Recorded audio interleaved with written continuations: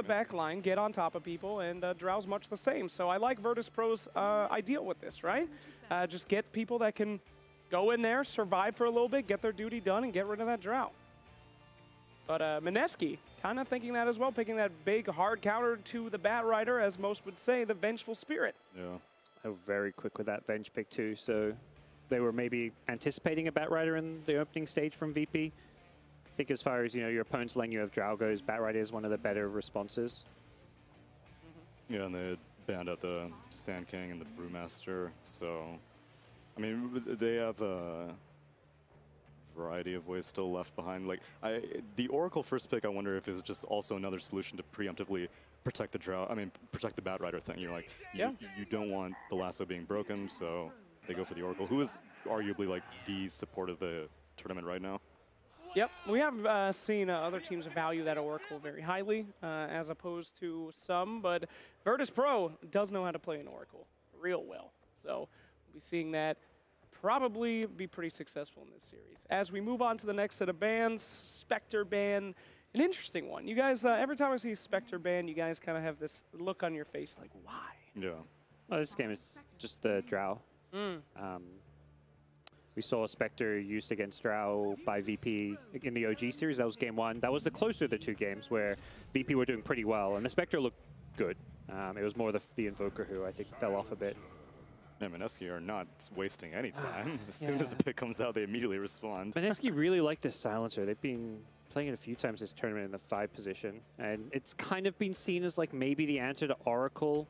You can just jump people and not worry about false promise because you've got global silence, but I think ultimately if you have a silencer, it just doesn't bring much to the table outside of global silence, whereas Oracle has, you know, 3 pretty damn useful spells. And if Oracle's got the Galaxy brand, he'll be doing that pre-channel Fortune's End on himself and stuff like that, which you need a strong initiator. The success I see it most with, like, Silencer has to use his global whenever the enemy team initiates, and so obviously Oracle's like, he's got like a 2.5 second window of whenever global's bound to come out, and so like when you have Storm Spirits or Bat Riders, these heroes that have to initiate extremely quickly, then more often than not you'll be able to counter it as an Oracle. Interesting. Gods, you talk a lot about that silencer, and I do agree with you. We haven't seen it be too successful, but sometimes when you have teams like this where a Bat Rider goes and grabs somebody, and then a Terrorblade really needs to get off a clutch Sunder, it can be kind of good. I mean, that little ability to make sure that that game-winning move doesn't happen. I mean, I think the one other really nice thing Silencer brings to the table is going to be the landing stage. Curse is amazing against Bat Rider. The last time we saw a Silencer picked up, I think it was the Chaos series maybe, and it was against a Bat Rider as well. So the idea is this Bat Rider relies on spamming his sticky napalm in lane. You can't do that if you've got Curse of the Silence on you. So it really protects your carry a lot in the laning stage. Yeah, that makes complete sense.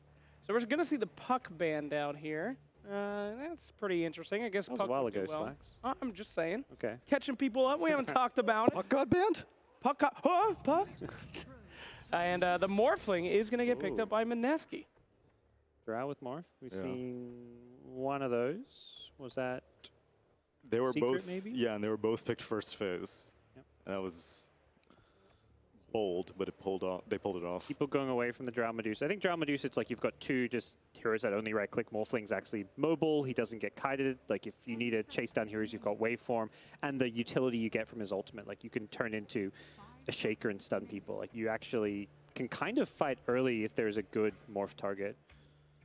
Pretty big Glass Cannon team coming out, though, right? I mean, if Terrorblade gets enough farm and is able to just right-click people down, what's Mineski really going to do against that? That's going to be KP's job. KP loves being the meat shields, getting Greaves and Pipe on all sorts of heroes, as Naga Sirens, as Underlords, as NPs. But he also needs to be like the initiator. Like, they have no teamfight starter, really. Right.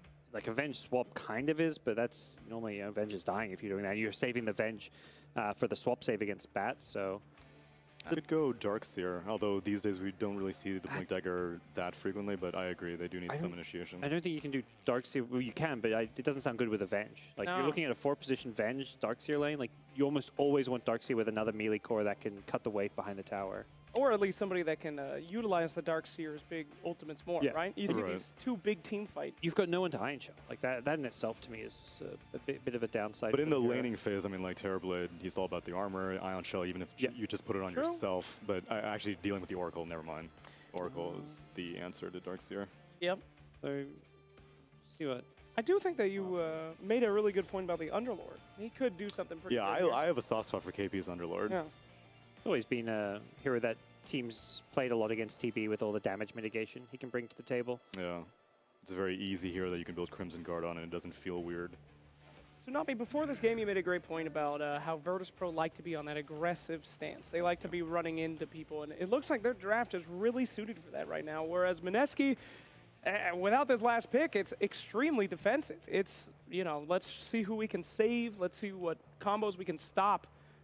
Which is why they might double down on counter initiation. Like if you know it's too late to pick up an initiator, then you have a global. Maybe you have like the Underlord ult to get you out of bad situations. So it may be too late to have a contingency for initiation and VP ban on an Omni Knight, which I guess they're thinking it's going to be along the lines of damage mitigation. I would like to see a big, thick boy right here in Mineski. Get us somebody to tank that frontline damage. Yes. You do not want the Drow Ranger or Silencer tanking your frontline, I'll tell you that much. There's also a small chance we see a 3-position bench. Really? That doesn't sound terrible to me. Then, because there's so many good kind of utility playmaking 4 positions that you could go for. Wow, Naga Siren. KP, Yeah, KP. probably playing this one. I would be very surprised. It used to be a signature hero of his when he was playing core, and even remember the days of the Meteor Hammer Naga? Yep. Not a thing anymore. Whoa, we're getting another Yes! AA. Ooh. Okay, Why? talk to me. I need to know. AA has not been around for a while. The traditional counter to morph, huh? Yeah, Well, I mean, can't morph strength. Could they do mid-bat? Against the morphling. Because that's what team And then, the LGD did it against Secret. And then what, like core shaker, you're saying? 3-position shaker? Yeah. Or like shaker AA kind of lane. Right.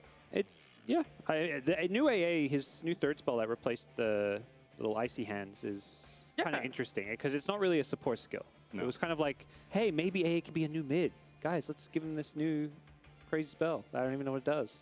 Tsunami, what does it do? It's a slow, it's kind of like Liquid Fire in that it gives you bonus range, it has a little slow, and it gives you bonus damage on the attack. It's kind of surprisingly strong for the first 5 minutes. And then it doesn't really exist. But let's get some real predictions out for you, boys. I think Mineski's draft is just a bit too greedy. Yeah. Drow, Morphling, and then a Naga to round it off doesn't seem to come together. So I'm going to go with VP and get one. All right, sounds good. Tsunami, how you feeling?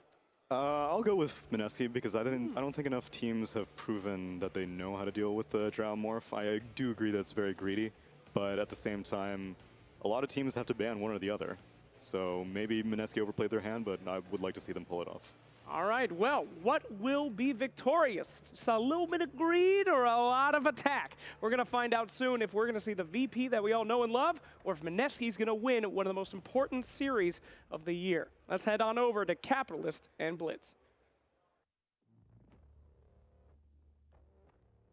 You love to be able to see these kind of setups and drafts where both teams bring their own little bit of flair to all this extra bit. We've got KP Naga Siren, no one Ancient Apparition. It's sure to be a great game. Just gonna head into it soon. Virtus.pro contre Mineski. Game 1.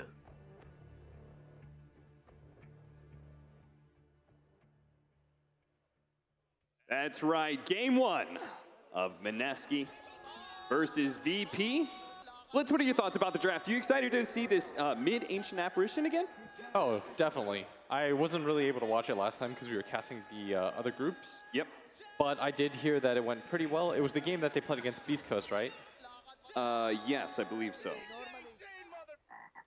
It's so we should break down, since you know the panel was a little bit questionable about this new spell, because we really have not seen a whole lot of Ancient Apparitions. When it has been picked up as support, I liked Tsunami's comparison to it being kind of like Liquid Fire. You know, this long cooldown, you just kind of use this harassment ability. But the real value comes from the much lower cooldown. As you get it maxed out, it goes all the way down to 3 seconds. And with a gigantic range, you're pretty much like a sniper, hitting from 900 range away at that point, being able to just every 3 seconds do this big, gigantic hit. So as a core, it seems like it does kind of make sense for you to want to get this this hero as many levels as possible. But can it actually function as a core? I mean, it seems like a hero that'd be incredibly squishy once you get on top of it. Yeah, the downside of it is that it's super glass cannon-y. I mean, you're going to put out tons of damage. I think that the new Chilling Touch, especially with levels, he should get a level 1, which he does. Once it's maxed, he's going to hit quite hard. It's just getting to that point is a little bit awkward as... Fighting for the bounty runes. KP. Unable to grab it there. VP. Oh, that Fisher block not quite on the mark. Mineski was able to get away there. KP cutting through the trees and getting out. The other side of things, we talked about the Ancient Apparition. We've got the off-lane KP Naga Siren, a classic since his days, going all the way back to when he was on Newbie. So you could see the harassment. I mean, they're just going to completely zone him out for this TB. Yeah. They're going to make sure that KP has no game, and I think this is the right idea. Slow him down as much as possible, and just give the TB a free time. And the reason why both the supports are down here is so that KP can't even cut the wave if he wants to. He has to actually enter the hard way. So he's going to continue to get nuked up as he misses out on the dodge. Pasha is also having a hard time being able to cut the creep wave, is going to be forced to TP back. He did pull the creep wave away, which means unless Mineski finds some sort of solution, TP in from Ninja Boogie, going to head to this mid lane where there's going to be some action in our first blood. No one manages to get that kill off of a great Fisher block from Roger. Yeah, easy does it as any sort of lead for this AA is going to be pretty massive. And KP pushed back once again. We saw from the later stat that most Naga Sirens are going safe lane nowadays, but it is just Mineski and just KP specifically that still believe this hero can run in the offlane. Yeah, this is going to be a KP special. Even when he was on MVP, it was the hero that you always had to look out for because they could just throw that curveball in, and they've done something similar here. They believe in it. Do you believe in it, Blitz? It's interesting is the best way I can put it right now. I think it's a way to protect the Dro, which I think is really important. And because it's not the centerpiece of your strategy, I think it's really nice. But in terms of being able to get levels and disable and stuff like that, I think it sort of lacks. He's not a playmaker. If Pasha gets behind, he always has the option of at least starting fights with his ulti, getting in early on, doesn't really need a lot of farm on the Bat Rider. Whereas I think the Naga Siren, to have the same effectiveness, you need a lot more farm. The amount of damage that you can put out, too, is sorely lacking. Like, you do have disable in a different way, and you have a disengage, but you won't really be able to put out any damage without levels and without farm. Yeah, the changes in Riptide definitely seems like it incentivized the one-position Naga over the 3. The KP is going to try and make it work here, though his laning phase is certainly not working as he is still level 2. Keeps on pushing out those illusions to try and beat back the support, but Solo is not scared at all. He just keeps on going for it. Bat Rider is going to be dying here in the top lane as he actually dies to neutral creeps. Well played by Pasha, getting up to that high ground and was able to get that set up. How's our mid lane going, though? 11-7 right now. No one doing very well for himself as this Ancient Apparition. Yeah, it helped that he was able to get the help of his team to secure that kill as Raging Potato comes in, but he's just going to make his way down towards bottom, I'd imagine, to help out KP. You can't just completely sack your Naga Siren, I think, at this point. And maybe even it's Raging Potato who goes for the skip. Another block. That cold feet. He's going to be able to proc here. Just a really great setup in the combination. You don't need the full Fisher block. All you need is just enough to make sure the cold feet roots that Juro Ranger down.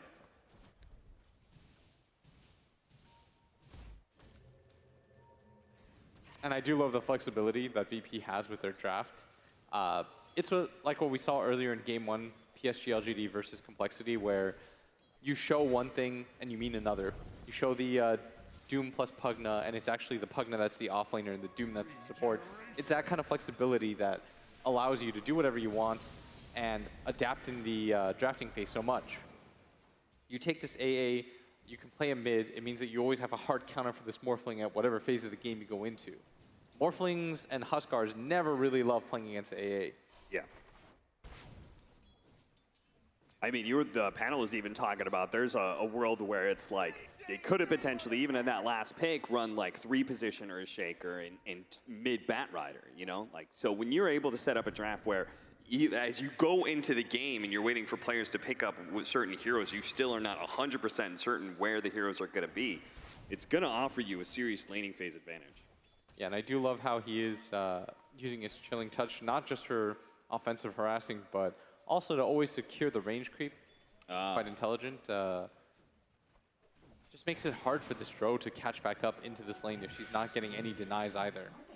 Bounty runes, I have to say, all the teams so far have done a very good job of setting up situations that even when they're behind, you know, they just like run into the enemy side of the map, try and always exchange 2 for 2, as we have seen how the bounty runes can play a serious impact on the net worth.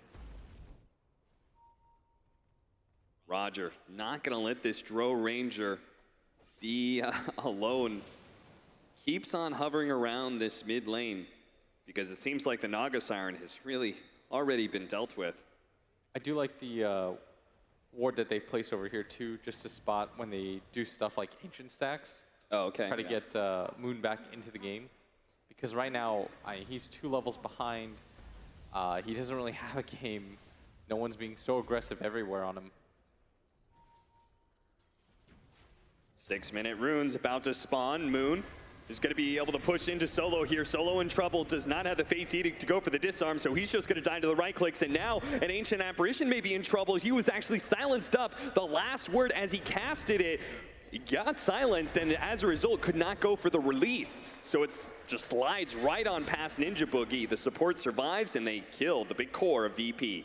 I'm surprised that no one decided to go for that, considering there was 3 heroes, and we talked about how this is a glass cannon hero. He's very paper. Yeah. By walking up to that high ground, he was just making himself an easy target. They don't even need to stun him to really kill him. It just takes about 2 seconds and he goes down. It seems like they just got into that pattern of repetition of like this Earthshaker AA always being able to kill the Dro Ranger, and just felt like he could continue to be very aggressive like that. Moon is going to be caught here. The lockdown of the Oracle is going to ensure the Ice Blast lands. Roger's in trouble, but no, he's actually fine. He's going to TP out. Nice flame break push back here as Pasha dives in deep into the jungle.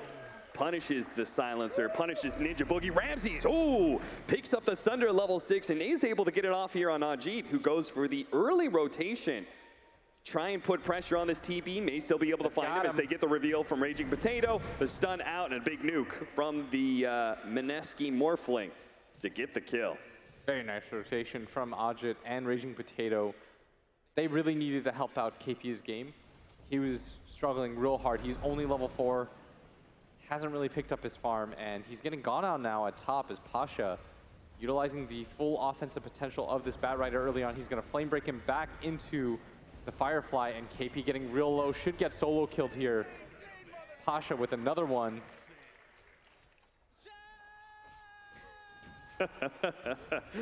VP, they were another one of the teams always known for spamming out those voice lines. Pretty happy with that kill on the top lane. Now, that was something that Mineski did last time they drafted the Naga Siren, is that they thought because of the Naga being able to go for the illusions and dispel off the sticky napalm stacks, that it would have been an okay matchup. But we did see last time that there was also scenarios where he would pop it, and then the Bat Rider could just control the lane every single time the illusions was on cooldown.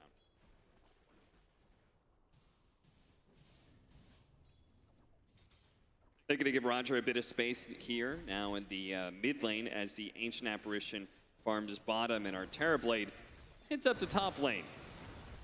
See if, much like the Morphling tried earlier, see if he can pressure the enemy safe lane, but Mineski are not going to give this up so easily. Look at Ajit just sitting behind KP's Naga Siren, ready for a fight, but it looks like VP did read the scenario thanks to Pasha, and will back out.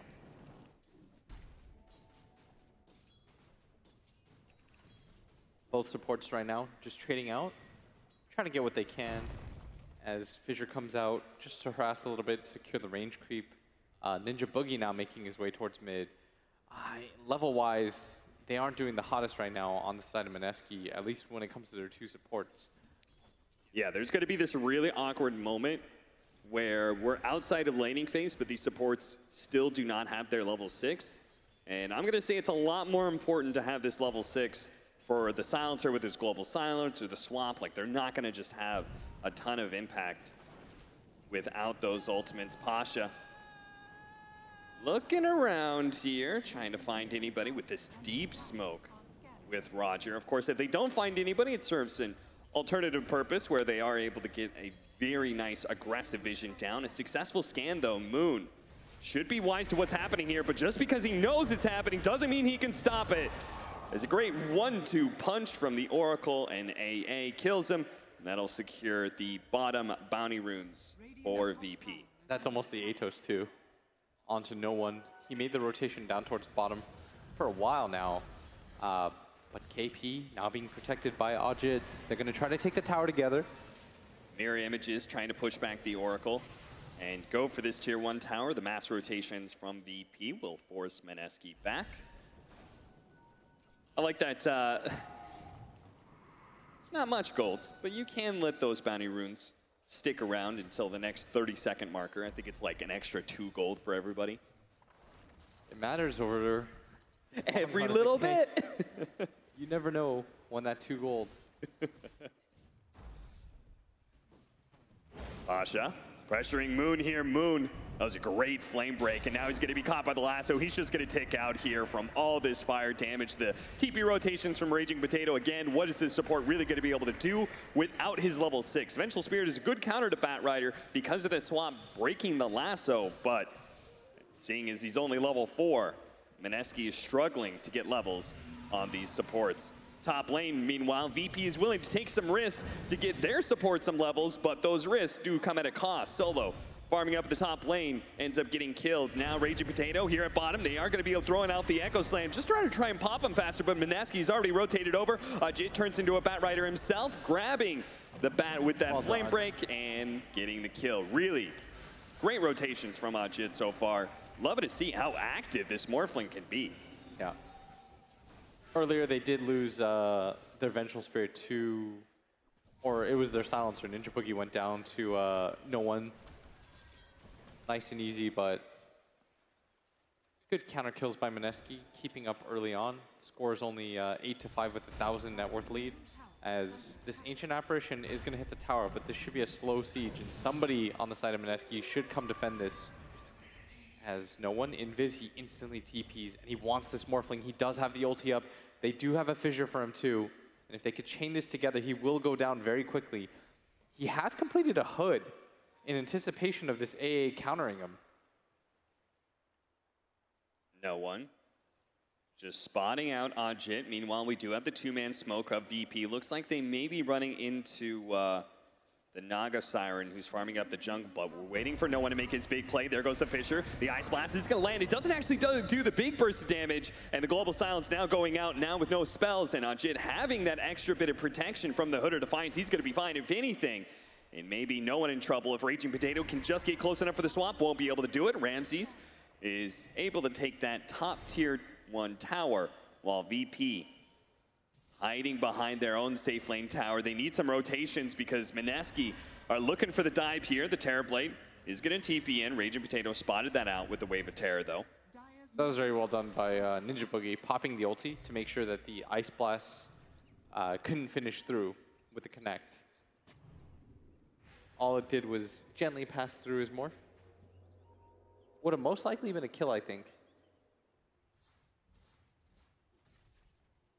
Going for Mech next. So with this combination of Null Talismans and the Rod of Atos, which has some natural stat build up, and then the Mech as well, this is how he's going to be able to make this Ancient Apparition a lot tankier than you see from those supports. 8-5. 14 minutes in, Ramses has taken 1 tower, and now he's looking to do it again here as the Rod of Atos going to catch this Vengeful Spirit, and this long-range poke of the Fissure into the Rod of Atos cold feet. Hell, they didn't even need the Rod of Atos for a lot of kills in the Drone Ranger. Now the Ice Blast. They've got the Oracle, who has tons of long-range burst damage as well. Mineski has to be super careful with their positioning in any of these defenses. And Ninja Boogie wanted to go for a smoke, but Ajit accidentally broke it instantly. So he's just going to go and farm some Ancients. And Ninja Boogie, I guess, will use that smoke to try and get some sort of aggressive vision down, though he already has some pretty good vision in this jungle.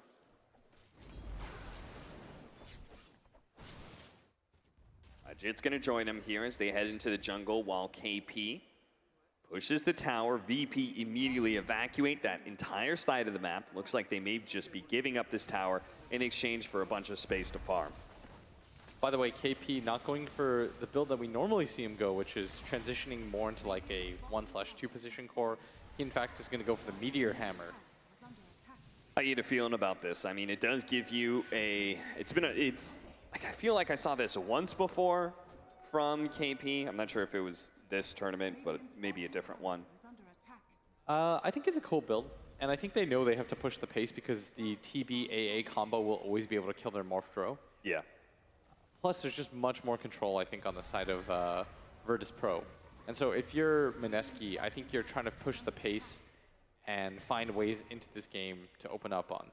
Like, I don't think you just play the passive farming game.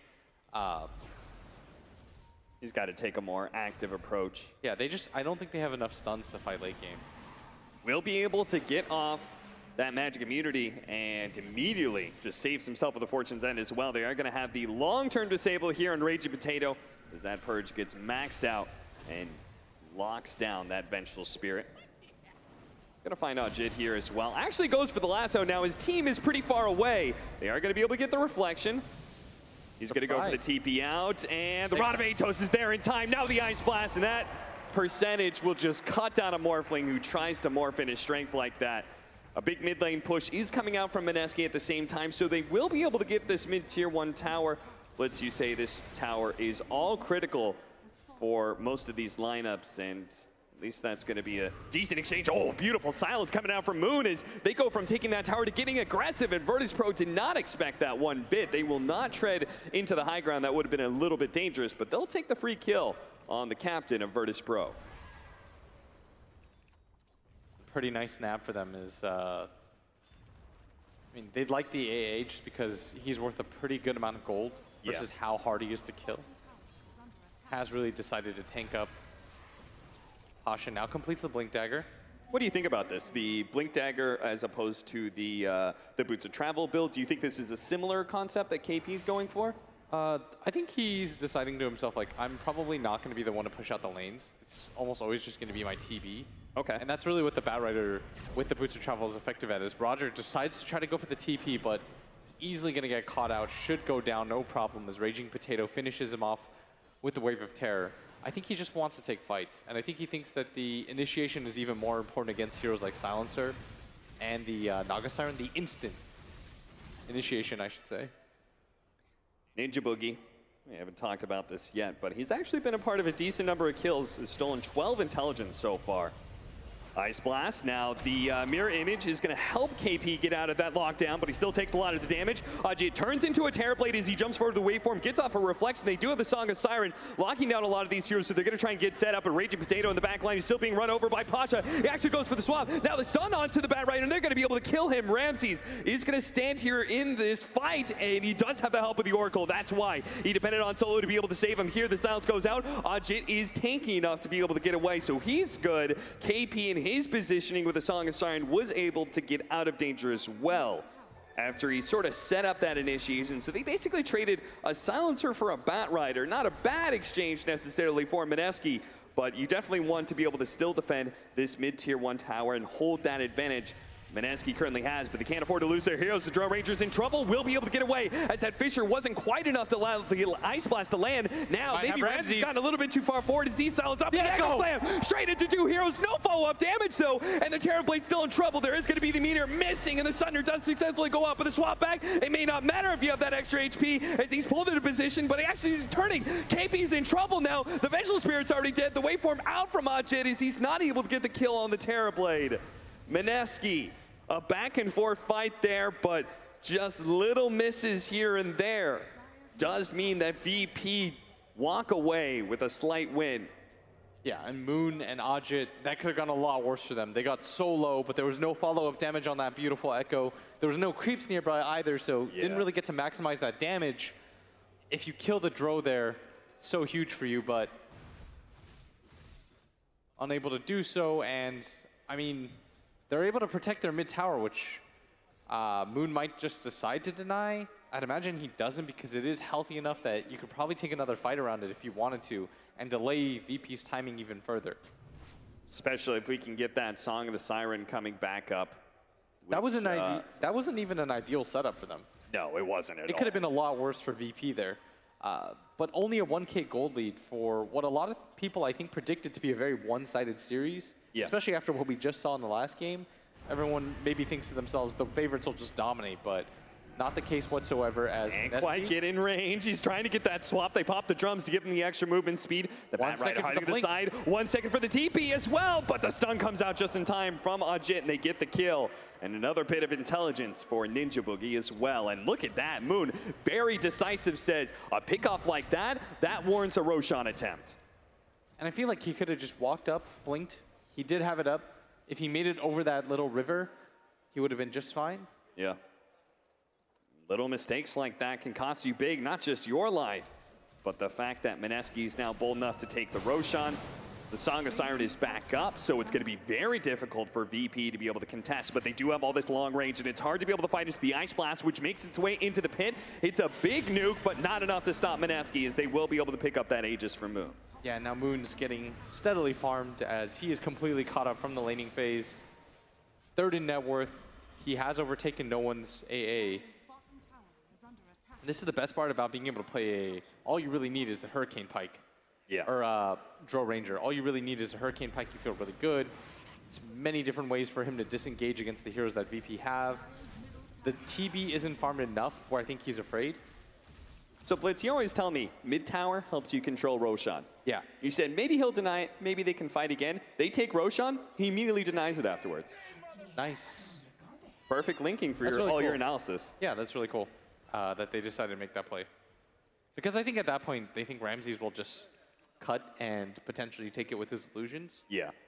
But it's the threat of maybe they're smoked up behind this mid-tower that prevents them from being able to do so. So just min-maxing a little bit as VP barely lead in this game now. Scotty is completely finished by Ramses, and this will help him a lot against the pursuit of the Drow Ranger. Straight up Scotty, already complete for Ramses, who's got a decent, healthy lead ahead of everyone else. Of course, this is mostly a single core TB, right? Like this Ancient Apparition Bat Rider, they're going to enable fights really well. They're going to get the initiation. I'm not going to discredit what the Ancient Apparition can do in a team fight. It's still, the percentage-based damage is always going to be strong. But when it comes to the hard carrying of physical damage and taking towers, that is all on Ramses. I do like that the Ventral Spirit has a drums. And that drums is not going to be able to save him here, though, as the Meteor Hammer. I just like that Raging Potato can be a little bit more core-like. Yes. In this game, especially with Drow on her team. You shouldn't underestimate the amount of damage that she can put out. Especially if you can get any sort of stat items, multiple bracers or wraith bands. Yes. You swap and save your ally, you die, but your illusion can still keep right-clicking the big E-blade. nuke. Oh no, that E-blade doesn't land. Oh, but they might still have him. Still may be able to get a really good Meteor Hammer with the Global Silence also going off. The Oracle can't save himself. They're going to focus on the fight position first and deal with the Ancient Apparition afterwards. He throws out the Ice Blast, but he's silenced and won't be able to do too much. But Ramsey is still the harder carry here and can run down these heroes with his Scotty. Just rips apart the Morphling, able to take away the Aegis of the Drow Ranger. And Roger sets up on him. They don't even really need his stuns. Moon is just delaying the inevitable at this point. Mineski thought they had a good fight, and they had a two-man Meteor Hammer setup, but Ramses is showing there's a reason he's so far ahead in net worth. He just continues to build more and more as his big damage allows him to win a fight and increase his lead. And they also wasted their 5,000 gold item by using the E-Blade in conjunction during the song. Like, the timing of that couldn't have been worse for them. The Global Silence gets popped, but you just grieves it off, reset the fight for yourself. Yeah. Very rough. I think he needs Ghost Scepter on no one or Yules. Like, he needs some sort of defensive item so he doesn't just get blown up like that in 4 hits by the Drow. But even with that ideal fight, VP, they do lose a core, so that's the upside, but it is, like we should say, Mineski, like not the cleanest setup there for these fights. A lot of credit, though, does go to the way the VP have drafted this setup. I feel like it's very hard for Mineski to get in position for these Song of Sirens because this long-range poke You know, like it's so good against the hard commitment 5-man team fight that Mineski want to be able to take. Oh, for sure. Very good point. And I think VP's lineup is just easier to execute. The amount of stuns that they have, it's easy to play around a single core TB because you know that he's like this, he's just this late game beast that you don't really fear anybody. Going late game with TB on your team does not feel bad at any phase. You always think to yourself, like, we can do this. Plus, they have plenty of ways to deal with the morph. The Drow Ranger, like, they have a lot of control on their team, whereas for Mineski, it's really just this Naga Siren Sleep. Eventually, everyone will get an item to deal with the Global Silence if they haven't already. You've got Greaves on one core, you've got a Manta on another, so the amount of actual disable that comes out on the side of Mineski is very limited, whereas almost everybody on VP comes with one. And you'll have even less answers if he manages to complete this Butterfly and the Terrorblade. Now, a lot of your physical damage coming out from the Drow Ranger, the right clicks, the Morphling are not going to be a factor either. As you can see, the Vision battle has gone on pretty extensively here. Mineski has actually killed slightly more wards, but it's going to be the Silencer caught as he was just, Ninja Boogie was just killing an Observer ward, but dies for that positioning. And Morph now is going to go for his BKB. We saw how quickly, once he committed the offensive E-Blade, he died in 3 seconds to that TV. Yeah. It took no time at all. Does still have the Drow Ranger aura though, so will always continue to hit hard. But full Butterfly now completed by Ramses as well as a DD rune. That has got to be faster than the average for sure. This build up from Ramses. Super scary is there. Yeah, there it is. 5 minutes faster than the average. And again, had a Scotty before that, so this insane timing and a double damage, this tier 2. Whew. This 3-item timing is so good. Yeah. From Terrorblades. Once you get the Scotty for the HP and just the ability to have your own chase mechanic on top of the Butterfly, this is when the hero really starts to feel good. You don't have an MKB on the Drow Ranger. You don't have one on any of the cores really. The Morphling wants to get a BKB beforehand, and Ramsey's going to pop the DB, the DD, and go for the Metamorphosis. And they're just going for the high ground. You have to come back faster on Mineski. Look how quick this went down. They're not in position for this whatsoever. The tier 3 is already dead. Ramses still thinking, maybe I can get some damage on this Ranger Axe. I might as well make sure of it. He's silenced up right now. Does take some damage from the Drow Ranger, but you can see the Butterfly into effect. Look at this Glimmer Cave setup, though. We have a Song of Siren now. VP is very well spread. They're going to go for the Stun of the Oracle and see if they can burst down Ramses as quick as possible. The Ice Blast goes out, but there is that Global Silence. The Ice Blast is released. It does manage to catch on Jin. That is very important, but he's going to be swapped back by Raging Potato. Ramses still trying to get this damage. He does manage to kill the Morphling. Immediately buys back. Raging Potato may still take out Ramses. Realizes he's going to start backing up as his double damage Metamorphosis is wearing a little thin, and with the buyback of the Morphling, they're just going to move their way backwards, knowing that KP is kind of stuck right now if they can find him. Roger sure enough does and manage to get the Fisher block too. KP has no defense of the Song of Siren. He obviously used that to start the fight, so VP will end the fight with a kill on the Naga Siren KP. And this should still force VP back. No meta, missing a hero, a forced buyback on the Morphling. They're perfectly comfortable with that trade. They can just wait for the next Aegis and Cheese to be able to go for the high ground attempt unless they find another DD or something like that. But still, some time has been bought by Mineski. Not looking too good, though. They can't protect their Morphling is the big problem, is he can't fight head-to-head against the TB. Yeah. Do you think, like, what is, you know, barring, like, okay, I get a Song of Siren, I'm going to get a 3-man stun with my Meteor Hammer, is there a better setup for Mineski? Should they be targeting someone else? Like, we saw KP going for the stun on the Oracle. That makes sense. Should more of them commit to killing the Oracle right away? Should we have him shotgun? I don't really know how, though. Yeah. Like, when the Morphling commits in, they just die. They don't have stuns. That's a large part of their lineups, what they lack. Okay, there is going to be swap. Raging Potato gives up his life to buy Drow Ranger a second chance. It's never about what your late game can potentially look like, because I could see a situation where a Drow Ranger and a Morph, they both get 6-slotted, you get an Axe to deal with the TB. I could see a way that you win that kind of game. Yeah. But it's the ability to deal out that damage that they sort of just lack. Like, you can't hold anybody in place right now. Look how everybody just runs, disengages, the Manta dodge on the E-Blade. They just have to run away, whereas VP have the ability to continuously chase. Moon did not get hit by the dust, and now he's thinking, maybe I can set up on this. Maybe they'll get out of position, but Virtus Pro do not. And some high grounds being pinged. Might as well. No threat of global silence while the silencer is down now. He does have a buyback. If there's some sort of sick Song of Siren setup here, maybe they could buy back and go for the fight. Or maybe it'll just be Ramses, the Ancient Apparition. Ice Blast is coming in. The Drone Ranger's already taken so much damage. Again, there's going to be the swamp. Now the Song of Siren goes down.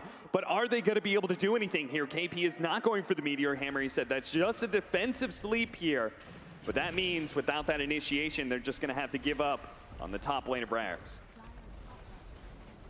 And this is going to go down no problem. Mineski, they're looking for the chase, but unable to really find anything. Without sleep, they're going to go for the smoke, but I don't really know how highly I value the smoke right here. They might catch Pasha, who has a gem. This would probably be the biggest upside for them, is if they just catch this Bat Rider by himself. And they do catch him in the swap. He blinked as the swap went down, ends up in the same position. So they do, well, they do get the kill. Don't think they realized that gem was dropped in the trees, though. That was a smart little play by Pasha heading into those trees and may have saved it. Meanwhile, they're going to keep on going. I love this, but immediately the buybacks, and look at that! He just turns around, kills that Vengeful Spirit, nice and easy. Now the Morphling pops a haste and says, I got to get out. We forced 2 buybacks. We only lost a Vengeful Spirit. That's not the worst thing in the world. It's a little bad when Ramsey says, well, let's just go into Roshan then. Yeah, this is going to be for VP what they think is the game secure, where you take at least 2 sets against this Mineski lineup. And if it wasn't secured already, gem going back into the hands of Pasha, a 10-second BKB for the Terrorblade. He was just always ahead of the timing. He's like, I've got Scotty before you've got the E-Blade, so you can't shotgun me down. I've got Butterfly before the Drone Ranger's a threat, so you can't right-click me anymore. Now he's got Magic Immunity again, so he doesn't have to worry about the Naga Siren into Meteor Hammer. He should always be able to get off the Magic Immunity now that they've changed that chain stun. Ramsey's going to deal with this bottom lane. Continues to be so massive in this game. Been a part of 15 of his team's 24 kills, so it's not even like this is just a free farm, AFK farm Terrorblade. He's hitting towers. He is completely neutralizing the threat of Ajit. Whenever he goes in, just immediately pops. The buyback also costs us more so much. Yeah. Like Ajit has been struggling to catch back up. He was almost at his BKB before he felt like he had a buyback in that top engagement. Now he's just about to finish it. Doesn't have the buyback for another 3 minutes, and I imagine if you're VP, you want to take advantage of that time. Just go for the high ground. It coincides with the timing of your Aegis too. And your buybacks, I mean, a Bat Rider and an Oracle, those aren't really important buybacks that you've used. Yeah, and big ones are TB and AA. Since this top lane is always pushing in, it's not even like Mineski can get outside their base if they win a fight. They would have to win like 2 fights in a row to be able to get comfortable doing something on the map. Daedalus complete, so you thought the Morphling dropped fast before. That is a fully completed Daedalus. I mean, a second ago he just bought BKB. 2 seconds later has that Daedalus. And so he's like, well, I've got too many items with this Aegis. Drops the boots for the Daedalus and BKB. And it's not like he needs any movement speed when he's just gonna stand there and hit your buildings. It's up to Mineski to finally find that sick team fight that they've been thinking about this entire time. Drone Ranger just leads out on the Terrorblade, tries to get some damage. But again, he's so tanky, and that Butterfly, how do you stop this? Able to get away from so much damage to the back lines. The Lotus Orb's going to be able to turn around one stun. Roger's going to be saved by Solo. Now they do have the lasso, but that's going to be stopped. Now the Song of Siren. To heroes Meteor Hammer. Together. That's going to be a beautiful Meteor Hammer onto 3 of them. The blink away from Roger is going to be okay. Fisher stopping a lot of this damage. The Terrorblade, though, turning around and helping out his allies. The Echo Slam into the back line. Ajit being controlled up, switched over to the Morphling right before the goal, but it doesn't matter. He just gets ripped apart by the Terrorblade. He tries to go into strength more, but that just means no armor against the physical damage of this Terrorblade. Moon slides away into the night with the Shadow Blade, but they just dive in deeper. Will be able to catch the Ninja Boogie Silencer, dead for 70 seconds. Same goes for the Morphling, and without those cores, 2 against 4. KP is certainly not farmed enough to be able to stop this. As Virtus Pro say, let's make this easy. Ignore Megas for now. Let's just go hit the tier 4s until a buyback of Ninja Boogie makes them perhaps reconsider. Yeah, at least on the tier 4s, but they're going to hard commit for these megas. KP coming in, doesn't have the ulti. I mean, he's just feinting, trying to do whatever they can. He's saying, look at me, try to go on me. They'll oblige. They'll try to go for the kill onto the... Swap back. The crit. 1,000 damage from Ramses. A buyback immediately from KP, but now that they've secured megas, let's go for the throne. And Mineski, they see the writing on the wall. They call it here. GG. Virtus Pro, the mid-ancient apparition with their own bit of flair. Mineski's bit of flair with that off-lane Naga Siren did not look nearly as good. And to be honest, Blitz, I mean, looking at the way this draft is set up, it just seemed like a dream scenario. This TB wasn't really countered that hard, and it just looks so good for a single core TB against what is a pretty slow and greedy lineup of Mineski. He took full advantage of all of those heroes needing farm. He said, let's just put everything on me and I'll 1v5. Mineski kept this game close, much closer than I thought it'd be, especially with how the laning phase went, with how much they focused on shutting down KP and the repeated raids onto the mid lane. But what really did it for them was Mineski just didn't have enough disable. Their lack of team fight was just so rough for them. They had some defensive spells, like they could always break the back grip with the swaps. That was very nice swaps from Raging Potato, but offensive disables, they just didn't really have any. Yeah. There were so many different ways at some point for VP to break the global silence, the Drow Ranger silence, that the team fight was just so lacking at some point. And with that, Virtus Pro do manage to take this first game of the best of 3 series, but we'll see as the game 2 can offer a lot of changes potentially in the draft. We go to the panel to get their thoughts on what needs to happen for Mineski to turn this series around. Absolutely. Thank you so much, Capitalist. It is true. Mineski has some ways to turn this one around.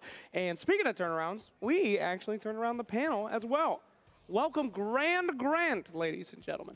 Thank you. Yes, yes. Tsunami, as we told you guys before, we did decide to do some content in the event, and we actually did try to burn off his beard. Did not work well. Best thoughts and prayers go out to our boy. Hit him up on Twitter. He'll be fine. But Grant, so good to have you, brother. Thank you. So we haven't paneled yet. How you doing? I'm doing pretty good. How about you? I mean, I'm good. Typically, that's a lead into a conversation. Indeed. So what do you want to talk about? All right. Let's talk about the game that we just saw. VP being dominant as ever. Gods, I think you pretty much called it on that one. You said greedy lineup from Mineski, VP kind of in their comfort zone. Turned out how you thought, huh? Yeah, Ramsey's hitting some creeps, getting farmed, had free farm. Morphle had free farm, but there was too many Mineski heroes that kind of needed to get too many items.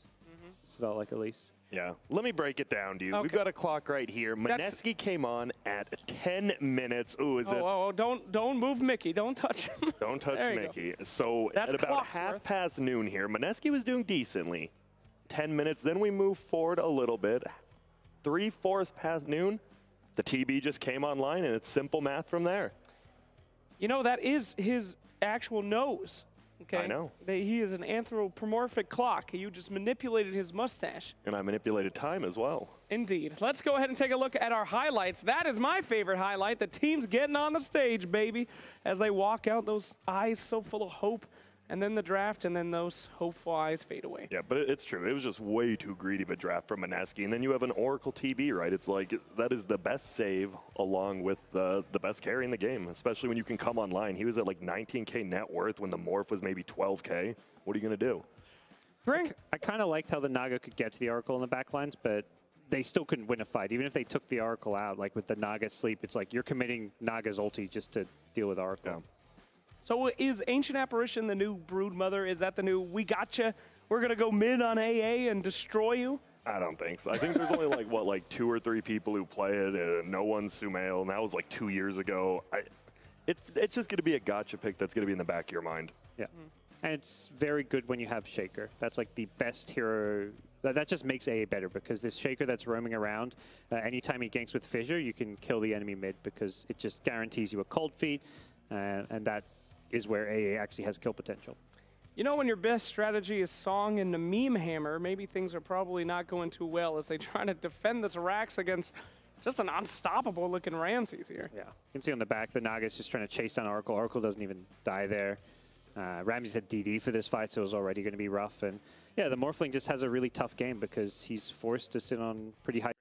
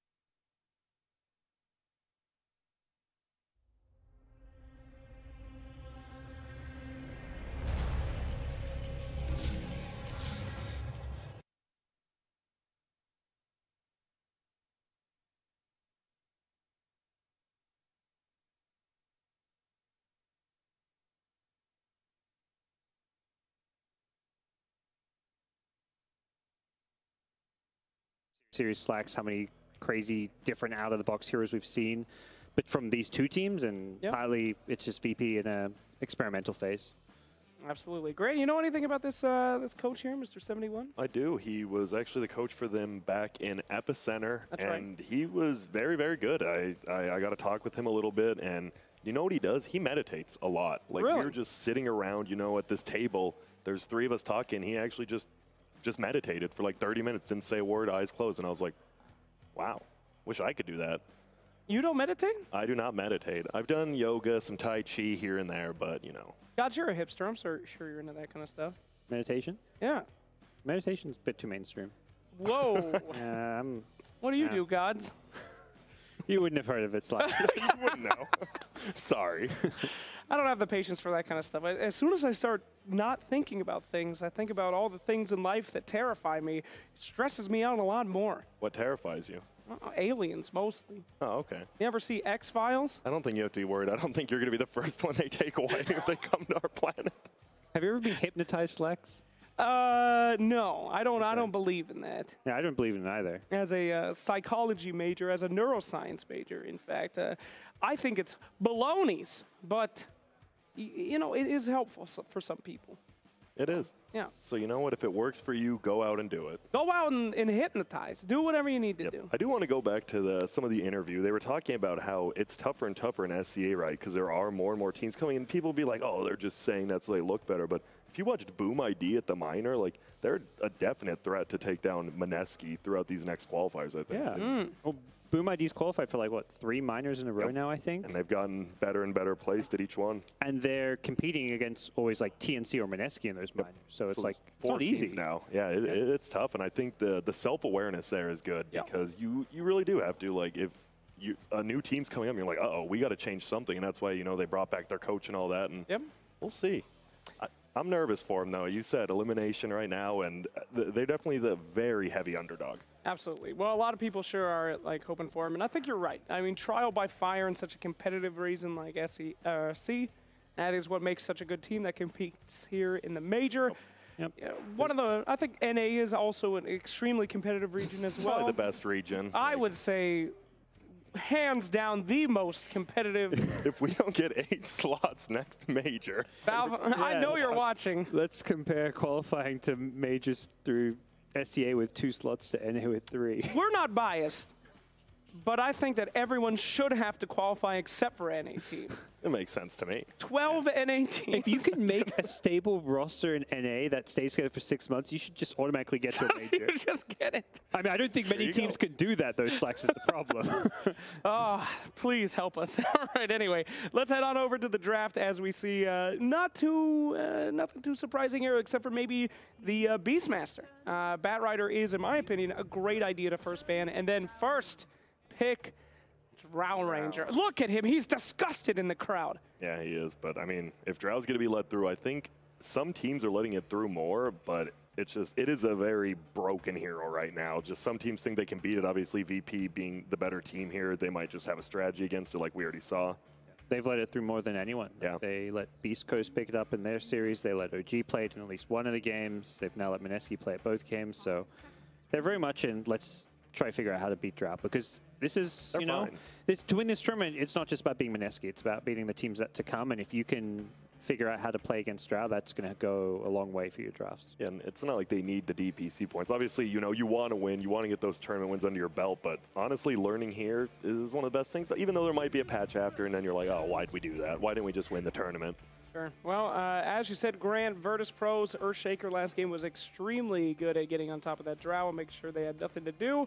So, not too surprised to see it as a first pick here. Yeah, I'm really surprised it wasn't banned out. They banned the Batrider. They were more worried about that Pasha Batrider than they were about the Earthshaker, which is surprising because I think this long-range like support lockdown as well as getting on top of people. But Batrider's a very big lane dominator, I guess. And, you know. Yep, I completely agree. Nature's Prophet as well, extremely strong, and you know, we talk a lot about piercing the back line and getting to that Drow.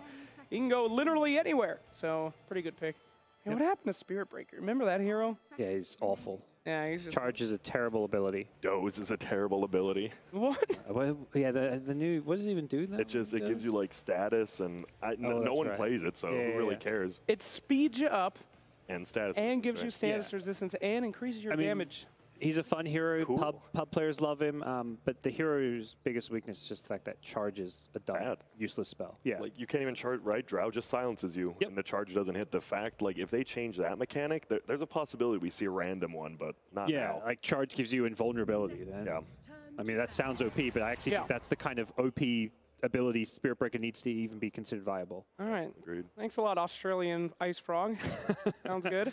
Mineski going to go with Jakiro. This is actually something that they've run on Ninja Bookie before with some decent success. It's probably one of their favorite fives, and I mean, we've seen Jakiro some. I think PBD played it for NIP, but Mineski, this is like their five. And it's strange because it provides you a lot of team fight. But if you get a bad lane, that hero just completely falls off. You get tri-laned, he's bad because you need levels on that hero.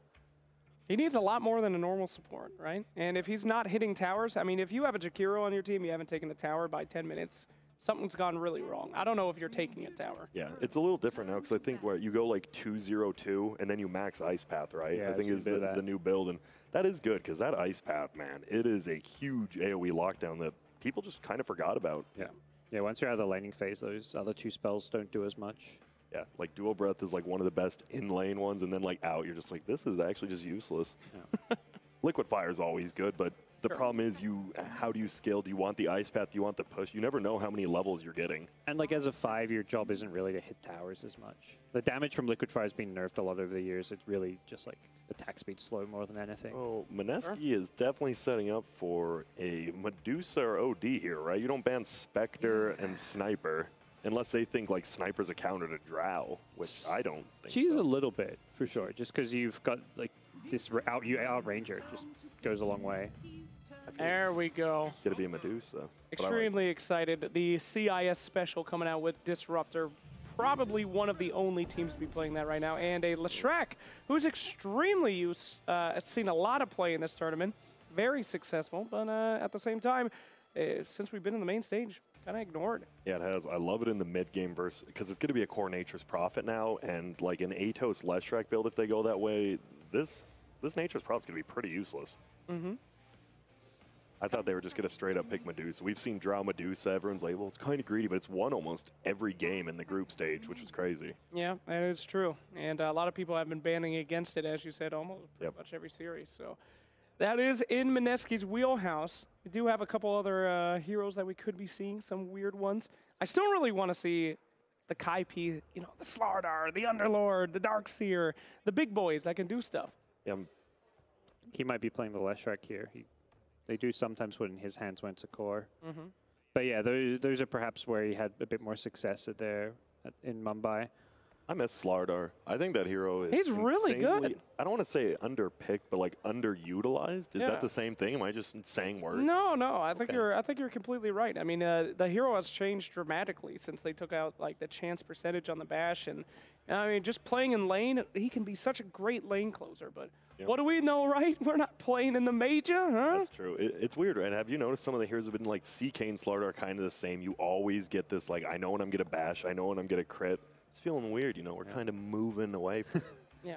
It feels bad for Chaos Knight. His whole kit is supposed to be randomization and chaos. Not anymore. He's going to be called Order. Well, the amount you crit is still random. It is. Ooh. And your base damage is still like insane variance, I want to say. Oh, cool. It is. It's like 41 to 71 or something a level. It is very strange. Something people forget about with some heroes. That damage number you see is not how much they're actually right-clicking for. Scroll over it and you'll see the whatever it is. Let me complain once on this panel, guys. That's all just let me whine about seeing Well, Slardar was picked and played when Lifestealer was like the best carry in Dota. That's when Slardar rose up. Now Lifestealer's gone. Slardar's kind of disappearing again because we're seeing carry picks that aren't afraid of Slardar very much. Yeah, we're like, I mean, these TBs and Morphlings, they love playing versus Lifestealer, which means they also love playing versus Slardar, so what are you going to do? All right, well, speaking of the slithering race, we got a Naga Siren being taken out by Virtus Pro this time. How does that help out with this team? Is it mostly just the carry potential? I think it's you also have an Earthshaker and a Disruptor. You actually finally have that setup for sleep, which we haven't really been seeing. We've been seeing it used to either get on the backlines like last game or to escape, but you actually have the Wombo combo now. Yeah, finally. Yep.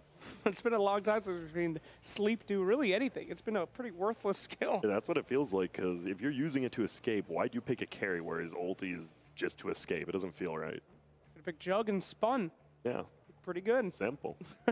I mean, obviously, you could get pierced through the span or something, but who knows? Thank you, Grant. You're welcome. No mechanics. No more mechanics. Tsunami taught me that. Rest in peace, buddy.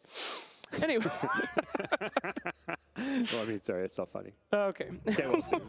Hey, Emperor Spirit getting picked up. Grant.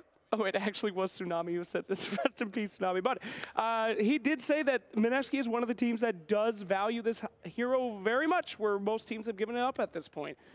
Right in Mineski's wheelhouse. Is it a good pick in this one, though? They've got nets. They've got stuns. They've got glimpse.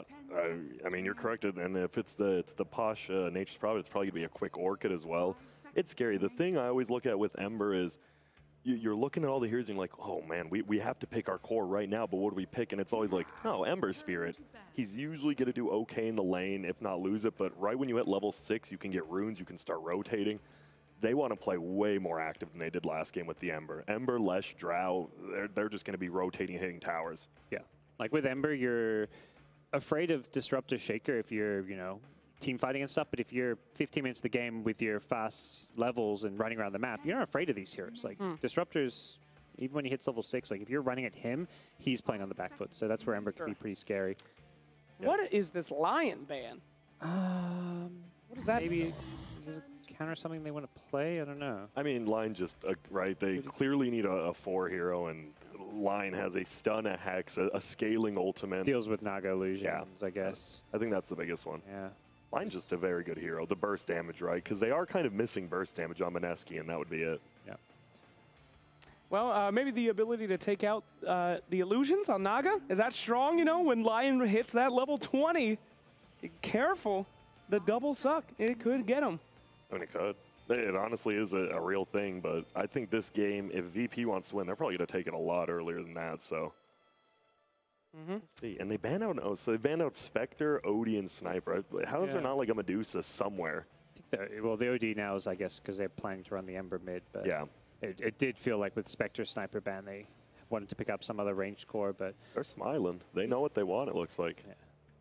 I mean, before someone suggested pick 7-1 was like waving them off, saying like, no, we're playing this. Let me handle it. You hired me. Let me do my job, please. And they take the puck. Okay, so we won't know if it's I assume it's a 4 puck. We've already seen this term, but it could be a Leshrac as well. I think, KP plays the puck as well as a 3. Yeah, but that's one of like Moon's favorite heroes too, but I think he is the Ember. What do you think it is? I think it's probably I want to say 4 puck. I think 3 Leshrac is so much more useful. I just don't think Raging Potato plays puck. At least I can't recall him playing it. I think you have to know, like as a support, like obviously you have to know to play a hero to play it, but especially in like a new role, I think tough. it's also more an NA thing playing this 4-position puck. Like I haven't, the SEA teams have not really gone for the support puck as much. Like I know like Crit's done it a bit. Necrophos. Heck yeah. Now guys, I have to be real with you. Mineski said their major fault was too greedy. Yeah, their lineup is, these heroes all need farm, don't they? They kind of do, but with the Leshrac TB, I think they can push earlier towers and you get like that earlier gold for all your cores. It's still extremely greedy, and I really like VP's draft. Like this Necro, if he gets 2 or 3 items, just unkillable with the Naga standing behind him. Yeah. It's not a good Necro game, I want to say that. Like there's so much magic damage. Other than the Drow, all the other 4 heroes have magic damage, don't care about Ghost Shroud. It's a good Necro lane. Like, you're laning him mid against a melee hero. He should do very well, and I think that's why they picked the hero. And no burst, too, right? I think. Yeah. The puck a little, but. A little bit from the puck, a little bit from the Ember. But, yeah, the Necro pick I'm not sold on. Okay. But I think VP as a whole has looked like the better team. Yeah. Grant, what are you feeling? Who's going to take this bad boy? I hate to agree with Gods, even though he's a pretty smart guy, but I agree. I like all the picks. I like the Pasha playing a more, like, farm-heavy like Nature's Prophet, so I have to go with VP. Okay, well. Sorry, Mineski. Mineski, this is your last chance. If you can win this one, if you could pull ahead then you still get some DPC points. You can maybe get for that position that you're looking for. That's all on the line. Hopefully soon we can see if Mineski will pull through or VP is just going to take it too well. Over to our casters, Cap and Blitz. That's right, backs against the wall. Mineski has one last chance to be able to prove that they deserve a further placing in this tournament by being able to take down Virtus Pro, not just one game, but two. Blitz, what do you think about their chances? You're looking at this draft. I think that VP might have the advantage, but I'm not really sold on the Necro pick, but I guess I just have to watch to see why it's picked. All right, game 2 starts now. Virtus Pro contre Mineski. Game 2. Virtus Pro versus Mineski, game 2. VP already up one game, and they are also probably the favored team as they have, much like last year, dominated the DPC circuit, already secured themselves TI, but as they've said, they're not really going to be letting up too much, and they're showing that here in the lower bracket, no mercy whatsoever in that first game against Mineski. Mineski, again, have chosen to go for sort of a 3-core lineup where they need several heroes to be able to scale, but it feels like a lineup that's going to come on a lot faster, Blitz. Oh yeah, for sure. I mean, Mineski's lineup, they have a good mix of damage. They have a good mix of damage types, physical, magic. That's why I was kind of confused with the Necro pick. But I think VP's lineup comes online real quickly as the Fissure's going to come in. You're going to be your first blood unless the Fairy Fire? No chance. The last shot from no one will secure the first blood. And it never feels good, giving first blood away to the enemy mid. That's nearly 300 gold. Most likely at least 3 of these bounty runes secured as Raging Potato. They might even get 4 here as the Nature's Prophet in position to get the 2 ones at bottom as Raging Potato tries to set it up, does manage to grab that bounty rune, but still, Virtus Pro, I mean, Pasha was able to push back single-handedly, pushes back the opposing Mineski side, gets both those bounty runes at bottom, so 3 for 1 with the first blood going to VP as well. This is not a great setup for Mineski in game 2. Yeah, if you got first blood plus all 4 bounty runes, that's the real mid-player's dream. Almost accomplished as he was just half a second late, Roger, on that fissure, and it's actually going to be Ramses in this mid lane. Okay. Do you think that matchup is better? I think Naga's fine. Like, you probably just trade out farm. It's hard for you to die. You've got high armor, so his right click and his sleight of fist doesn't actually pressure you that much as top lane, the fissure. Great fissure block. He's going to try and go for the splitter to stop some of this damage, but it's definitely dodged by Roger. And again, no one is the one to claim the kill. Yeah, and that's going to be 2 early kills on this Necrolite. Probably the hero that I thought was going to struggle at least a little bit. I assume once he gets like Hood, he'll be fine. I remember I was told the trick with Necro is to not get fooled into thinking you need a BKB. I think that was Mad that said that in an interview. He's like, don't get tricked into buying BKB on Necro. Yeah, obviously not a whole lot of synergy having that magic immunity with your Ghost Shroud as well. Not really working. Raging Potato playing this support puck. Did play a very good Venge last game. Just didn't really have a lot of options on that hero.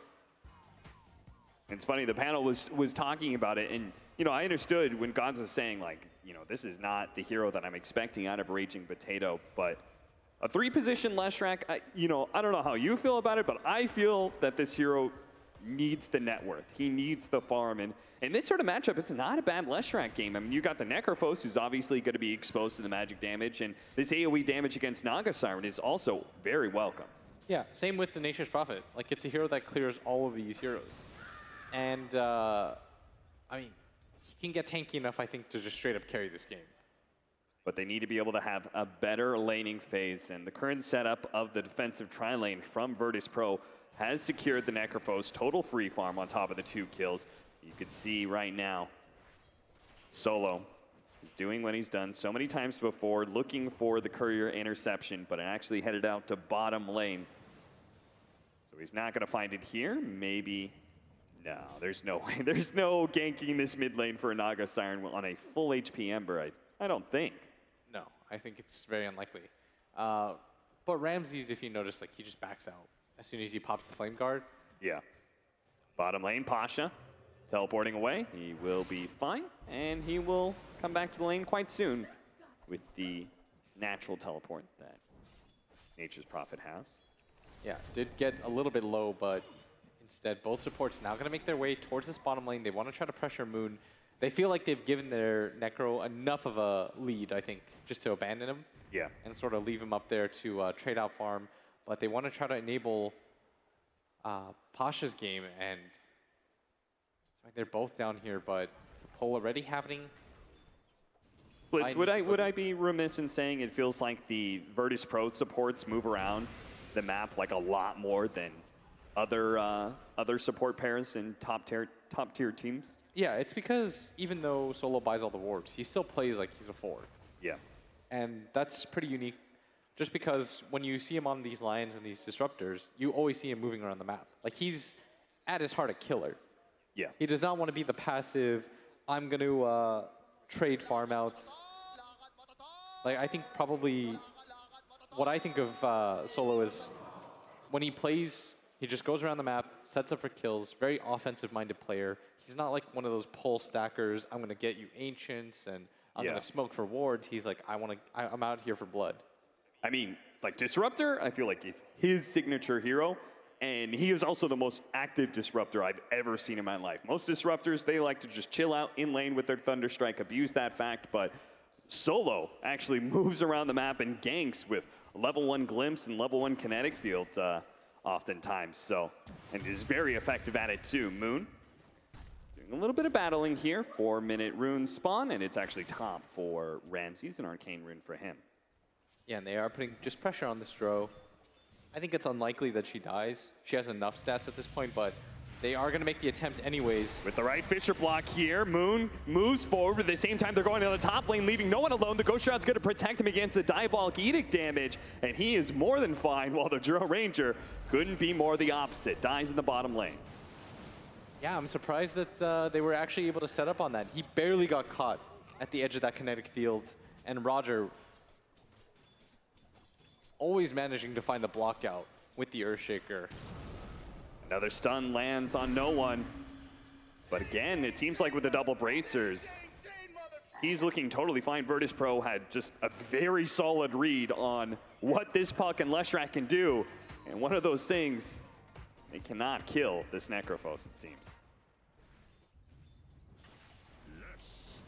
5-minute bounty runes spawned up, and it looks like Virtus Pro have full control of the top lane. Why did it say the Dire? It's killed Solo. Looks... What? Dire's middle tower is under attack. I just saw that pop up, and I just assumed he suicided to a tier 2 situation. Why does it say the Dire? Who knows? I hope that's just like a visual bug. And all right. Hopefully we get eyes on that at some point with a replay or something. Ajit trying to chase down Solo. Is going to get juked out, though, and doesn't have any levels of the chains as is usual nowadays. Yeah. So going to be unable to get the last hit on the captain. Roger making his way back down here. Moon played the Dro last game. Had a rough time with the amount of pressure that they put on him. And it's just the pace that VP often sets with their two supports, like you said. Roaming around the map. They want to get in your face and aggressive at all times. They don't want you to be able to just farm and sit there and chill. They should know he's here because they had a defensive ward, but maybe they didn't somehow. Roger, they lost sight of him as he was hiding in that hole, and will be able to get the Fisher stun, trying to go for the body block as well onto no one, Moon, and they will be able to get the treants in front of him. Beautifully set up, tries to eat his way through the trees, does so successfully, finds a little shortcut to be able to get through. Now Ninja Boogie tries to return the favor onto Roger, getting in front of him, slowing him as much as possible because they have the puck here. It does manage to land the nuke, gets the silence as well to finish him up. Raging Potato, though, is now stuck inside the trees with Solo and Pasha beating on him. Ninja Boogie trying to help him out as best as possible. They do kill that puck. Puck. Moon is a little bit low, and Solo says, screw it, I'm just going to go for the Drone Ranger, but he's a little bit too tanky. Now the physical damage turns back around onto Solo with a fresh round of trees. Look at him, he just turns around, gets the glimpse, throws that Moon into position onto Pasha, but Ajit is potentially here to save the day. The Fire allows Moon to be able to survive a little bit longer. Now he's got the healing self, and Roger realizes this is a suicide attempt that he's not going to be able to land onto Moon. He tries to run away, but is futile in the end, as Ajit will be able to pick up the double kill. What a big rotation from that Ember Spirit. Very well done from the Ember, and even nicer from Moon, finding those angles, surviving as long as he possibly could. Pasha showing up. KP actually did not have any chance or anything. They have the ultimate from no one. Reaper's Scythe does not actually get the kill, so there's no extra death timer on the Leshrac, but they still secure the 5 for 5, 7.5 minutes in. A very even game so far for a laning phase. I mean, we saw this in the last game. Mineski, I mean, the hallmark of a good team is being able to win laning phases, I think. And they were able to do so, at least in terms of individual skill. It also means that their draft, at least, is balanced for this portion of the game. And now they're going to commit towards this bottom tower. I mean, they had a very good start last game. It's really the mid-game team fights that I think will determine most of it. And so that's where I'll reserve judgment on how this game, if it looks any better from Mineski. Virtus Pro lost their off-lane tower. So they're trying to do the same here to Mineski, but Leshrac and Puck are easily able to defend. And this tower is so hard to take, or normally is just because it's so easy for heroes on the Radiant side to rotate over. Your mid player can cut in from 3 different angles. As long as he has a ward on that high ground, he feels real comfortable just walking up boldly. And that's why Virtus Pro, when the Ember Spirit goes missing for a second, they back up. I was kind of expecting the Ember Spirit to rotate top and try and shut down the Necrophos, but it seems like he put a larger priority in securing the Dro Ranger a better game, and Dro is suffering a bit, sitting at only 3,000 net worth compared to the other 3 cores. The Ember Spirit, Naga, and they are going to be throwing out that Fissure. I love this rotation by him, by the way. He's not needed top. Yeah. But he is needed mid. He sees 3 heroes there, and I like this rotation even more from Mineski. They're going to put pressure on this top lane. They're just going to dodge around the map. They just kind of keep going where the Necrophos isn't, right? Yes, and more importantly, where they know people have committed TPs to. Right. They saw the TP commitment from the Necro towards this mid lane, so they're saying instantly, let's go there ourselves. It's very unlikely that VP can take our tower in mid, so let's just get a little bit out of everywhere. And it helps that the 10-minute bounty runes are going to be spawning. No one is currently trying to get one of these runes, but the Jakiro has spotted him out. KP and Ajit are not rotating over yet. They're trying to get as much damage on this tier 1 as possible. No one goes for the defense here. We'll see whether or not Mineski want to try and commit on him, or if he's just a bit too tanky with this double bracer build. Pick up the bounty runes. Looks like they might think about returning to this top lane, though I'm not fully convinced. This is a level 8 Necrophos, and now he's got supports behind him. The pickoff here as the glimpse comes down from Solo. Solo, who, by the way, is level 6. They are going to use the Reaper Scythe. That was a guaranteed kill, but they just want the added death timer, I guess, on this Jakiro. Always feels nice to use it on supports, but no one immediately actually just goes back towards mid. He's sort of just being rallied around the map as Roger. And I love this rotation from the Ember Spirit. He reads the TP's coming out. They're going to have to defend mid, so I'm going to head to top, try and pick off one of these supports. Failing that, I'll at least get this top tower. Mineski just keeps on running no one around the map. Yeah, and eventually they are going to take the top tower. The mid tower gets denied, which isn't great, but positionally it's fantastic for you. Yeah. So as long as Mineski can now defend this mid tower and this bottom tower, they're going to be in a really good position when it comes to map control. They've taken 3 tier 1s. They're going to block this push at bottom lane. As long as the Jakiro's here on the side of Mineski, like, he just holds the mid tower, no problem. He also gets farm. All of this works out for them. And that's why for the first time in forever, well, for like 2 seconds, they got the net worth lead. They were lagging behind the entirety of last game.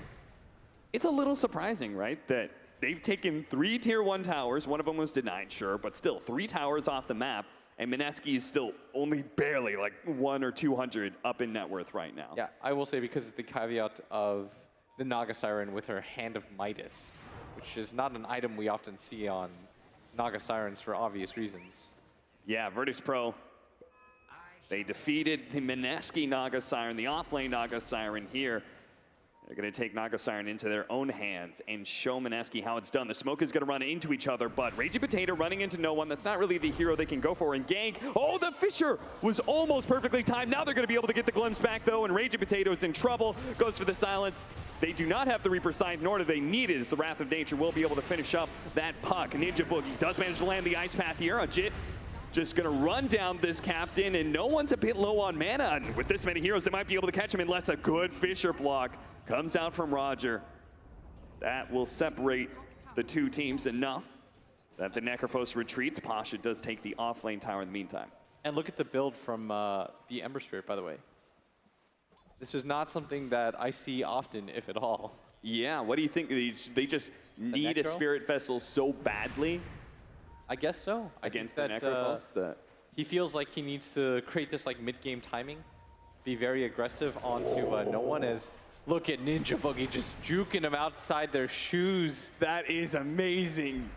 I think he's okay. I think he's going to cut to the right. You should clap for this. This was sick. The 1%. And that certainly was a 1%. What a beautiful little juke through, making good use of that Quelling Blade, because he's saying, hey, I mean, I'm matched up against a Furion. He's going to sprout people. I might as well have some way to clear through trees, and allows him to get away here. 6-7, Virtus Pro, as they start taking towers, will swing that net worth a little bit more determinedly in their favor. What are your thoughts on this Hand of Midas, by the way? I know you said not really a Naga item. I think most people don't love Hand of Midas on heroes like that, because all it does is it's purely for farm and XP.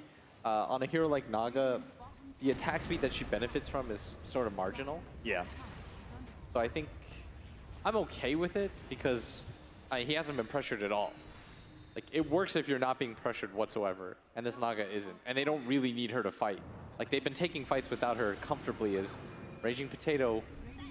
He does have an orb coming up in a second here, but that's why the Reaper Scythe is immediately used by no one. He knows he has the damage to ensure the kill. As long as they have a disable here, Pasha will reveal KP, or KP will reveal a kill onto Pasha instead, but now they're at a disable, and they may not have the damage. No, they barely get it. Pasha is just milliseconds from being able to complete that TP, but unable to do so. And that's going to give Mineski an advantage here, as 20 seconds till the next round of bounty runes are up. I thought he was out of there for a second. Yeah. Nice attempt, but bounty rune spawning. It looks like they should at least trade one of them. Maybe 3. Naga Siren actually has illusions in position at setting top, up. but they're going to go for it. Yule Scepter goes out the Fisher, making sure there's no chain stun from KP here, but he's got to get around these Treants, and Pasha's just not letting him. One Treant stands in front long enough for them to be able to get the glimpse range. Make a kill now for no one. I think they did get 4 bounty runes though, right? It was 3-1. Yeah. It's not the worst trade in the world. They are smoked up though on the 2 supports. Looks like they want to make the long wrap around, but they don't know. Mineski's also smoked up. Slight Chains catches Roger. Silence to be able to catch the Disruptor in the back line as well. The Spirit Vessel still ticking on Roger and will be enough damage, but couldn't dodge the Ensnare out from Ramses, so the puck does fall. Still just a 4 position, 4-4 position. As this fight continues, they're going to get the Ice Path off the Slight Chains, but Ninja Boogie's got to be careful here as the Reaper Scythe is not available, but no one still does plenty of right-click damage. Nice 2-man silence out from Moon. This is an opportunity to go in until Ramses resets the fight with the Song of Siren, and they see they want to go for the damage dealer in the back line. Immediately go for the silence on Moon as well as KP. Go for KP first. He does have the Yule Sensor, so instead they turn for Moon, take apart that Drow Ranger, leave KP for second, which they easily get. Ajit is now out of mana here as the Ember Spirit until he pops a wand. Has plenty of mana to work with. That's why he's going to use it all to try and blow up no one, but doesn't have enough. No one with the magic resistance. Now the Reaper Scythe comes back in a flavor. Double kill for no one. Now he's going to regen up. Raging Potato jumped in, but he's dead as well. Mineski get wiped. Virtus Pro now take full control of this game as they take a 3,000 net worth lead, wiping Mineski off the map, and will take the mid tower. That sleep combo setup was so sick. And this is what I mean. Against a team like VP, maybe you can have an even laning phase, but what are your team fights going to look like? What is your mid game going to look like? They are so good at setting up around their fights. They always pick these aggressive heroes that can continuously fight too. Yeah. They just bludgeon you over time. That fight lasted like 45 seconds, and it led to like 6 heroes dying on the side of Mineski. And this is part of the risk, I think, of picking up this Drow Ranger. We're going to see that one again as they just kind of got a little bit baited in. They saw that 2-man silence. It was sick, but Ramsey's perfect positioning in the high ground. Look at that. And The KP 4-man sleep. just got a little too close. They see a perfect static storm kinetic field combination. And from there, the fight's just over. And again, the Drow Ranger pickup, I feel like a lot of this tournament, the group stage and the early parts of the playoffs has been about Drow Ranger and whether or not teams have the ability to counter it. And we've seen plenty of heroes, Spectre, PA. We've now seen Naga Siren used to great effectiveness to close the distance on the Drow and completely neutralize her. And part of it too is that VP's had a lot of practice against Dro. They've given up that hero to multiple teams. Yes. And they've given up twice now in this series alone, and it feels like they're still comfortable playing against it because they just have so much experience against it. They're not fearing it in this tournament. The further it goes, even in this loser bracket, it's a hero that a lot of teams find very strong, but it's such a huge boon to them to have that experience playing against it in this tournament and winning against it several times. This is getting real concerning as KP has begun to become like a total non-factor. He just has a Yule Scepter. He's got no stats behind him, so he's just getting blown up in every fight, and it was supposed to be the idea of a core Leshrac. You have the stats, you can actually do a lot of good AoE damage against this Naga Siren, but instead, he just dies so quickly to the Naga. Pasha's gonna be found here. Ajit chases him down. Raging Potato gives him the vision, and eventually, they will be able to cut him down. Ajit's damage has been slowed down because of the Spirit Vessel, but because of that kill and a little bit of creeps, he will soon have a Maelstrom, which will help out a lot, especially for the Furion and Naga. They haven't been able to enable KP in either of these games. Yeah. Just not really giving him the best chance at a lane. Not really giving him the best heroes to come back and fight with either. I mean, his game one, like that was one of the most miserable laning phases I've seen. He got tri-laned and he was a Naga Siren. Yeah, there was nothing you could do. No matter how good you are in that situation, you're just gonna get zoned out. And this game should have gone a little bit better. Matched up for a lot of time against the solo Necrophos, but the mid game is what turned pretty terrible as a couple lost fights. And now that Naga Siren, the Hand of Midas is really paying off, as hasn't really been punished at all and is rapidly getting farther and farther ahead. The stun comes out from the Leshrac, doing some damage to Ramses here. Naga not gonna commit. Oh, geez, the heavy nuke of the Wrath of Nature. Leaves him with 100, and he's gonna backpedal his way out of there as Pasha faking the TP, but there's no way that he's actually gonna complete that. Spotting him, looking for the glimpse. Look at Pasha's positioning. He TP's up to the high ground, knowing as long as they get the vision, they'll get the glimpse. And with that, Raging Potato, Reaper's Scythe, see ya for 65 seconds. That is so long. And that is such a long time. That's like 5% of this game that he's going to be dead for now. Yeah. And that's the second time I think I've seen him Reaper Scythe. He's been dead for like 10% of this game just through Reaper Scythes. Just been on the sidelines. Another Maelstrom from the Drow Ranger. I will say, a godlike spree on no one. Mineski's only down by 4,000 net worth. If they can put together one good team fight and kill no one, they'll get so much gold back. But it's been a rough time, and now he's got Guardian Greaves as well as a Plate Mail. And about to get this tier 2. Mineski with their smoke up is trying to set up, get into position here. They're going to run into this Naga Siren here, but they're trying to control him as much as possible. The silence should be able to finish him off. There's going to be no Naga Siren in this fight. No reset possibility here. That's why they're going to be able to chase down Solo here. Pasha, no chains. Not going to be able to stop him. So at least they get a support on top of that Naga Siren pickoff. Still missing that big Necrophos kill. That would help a lot, though. Yeah. Getting the core there, though, is so important for them. They haven't really been able to touch Ramses this entire game. They haven't really punished him for going this greedier Midas build. And finally, 21 minutes into the game, they grab him. But Roger now picks up his big item in the Blink Dagger. They still have a lot of team fight on the side of VP, and they haven't really had to utilize that Naga Siren.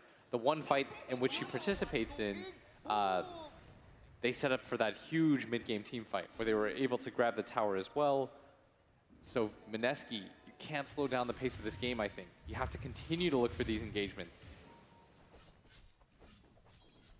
Just hoping for Raging Potatoes' sake that he does not die to another Reaper Scythe with a buyback there. We're going to be talking about like a 90-second death timer or something extreme for him. He's trying to finish up a Blink Dagger right now, and it's getting pretty close, but somebody's Blink is already complete, and that's going to be Roger.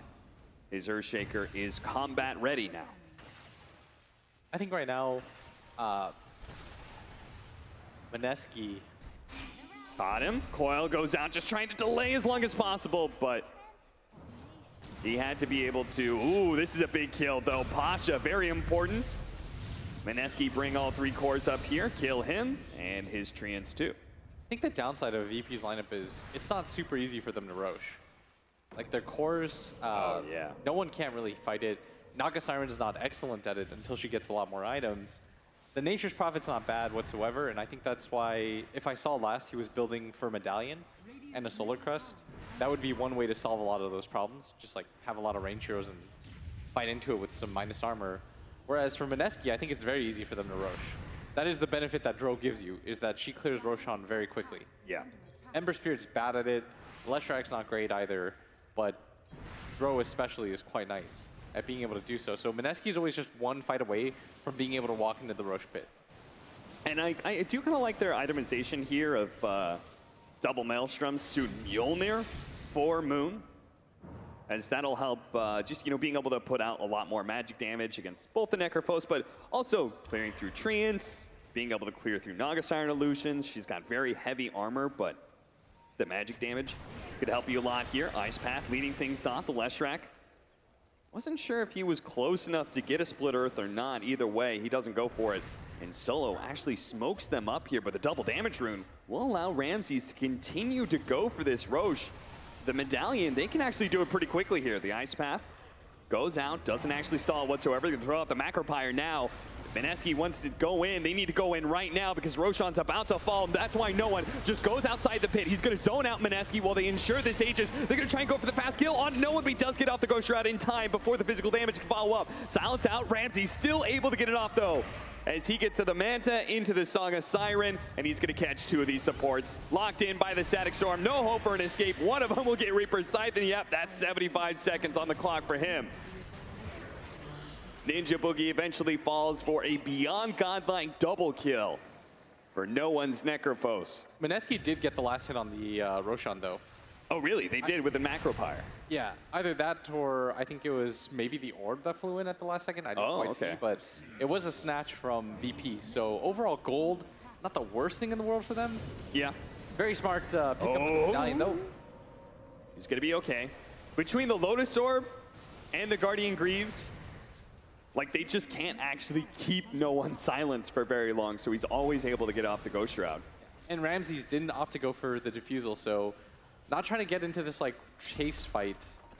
More so just trying to get his illusions as tanky as possible. Yeah. Solo pressing forward, was looking for the angle on somebody to glimpse back.